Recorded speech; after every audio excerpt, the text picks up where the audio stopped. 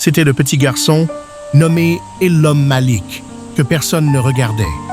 Il n'était pas né pour gagner, mais il n'était pas né pour abandonner non plus. Pieds nus dans la poussière, un sachet d'eau sur la tête, il avançait pendant que les autres enfants jouaient. Il n'a jamais eu le luxe d'être un enfant. Il vendait de l'euzo pendant que d'autres vivaient. Mais en silence, il rêvait. Il a grandi dans l'ombre. À 17 ans, Malik portait ses rêves dans une pochette plastique. Il frappait aux portes avec ses maquettes. Mais partout, les mêmes mots.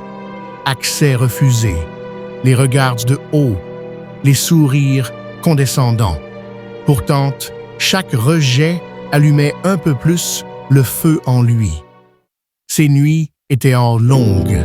Pas de studio, pas de sponsor. Juste une bougie, un carnet et un micro bricolé. Dans une chambre où sa mère, gravement malade, l'observait avec tendresse. Il priait, écrivait, recommençait. Son rêve était devenu une urgence. Malik transpirait sur les chantiers, pelle à la main, briques sur l'épaule, sueur au front. Elam Malik portait les douleurs du monde en silence, mais dans sa tête, il composait. Il récitait ses textes pendant que les autres se moquaient. La nuit, Malik enregistrait. Seul. Il chantait avec les larmes aux yeux. Pas pour faire le buzz, pour survivre, pour exister.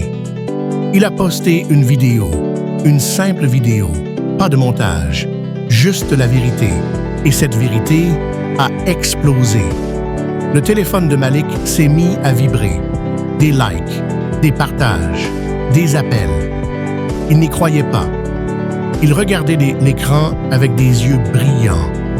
À côté de lui, sa mère souriait pour la première fois depuis longtemps. Son nom était partout.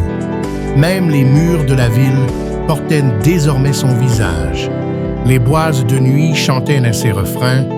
Les affiches géantes s'élevaient dans les carrefours.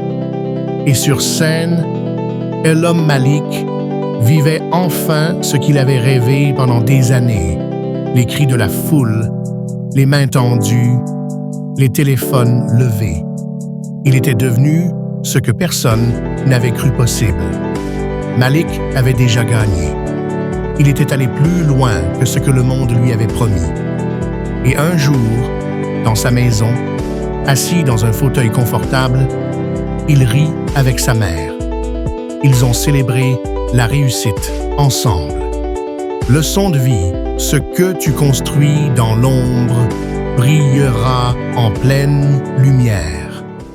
Si en ce moment précis, tu es en train de construire quelque chose d'incroyable et que personne ne te croit pas, sois juste patient et avance petit à petit avec les ressources que tu as.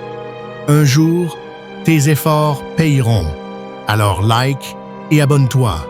Puis, tout s'est arrêté. La maladie l'a frappé fort. Malik s'est retrouvé dans une chambre d'hôpital, branché, affaibli. Sa mère, maintenant riche, s'est assise près de lui, les larmes aux yeux. Impuissante. Vous voulez la suite? Alors, abonnez-vous et activez la cloche de notification pour la partie 2 de cette histoire.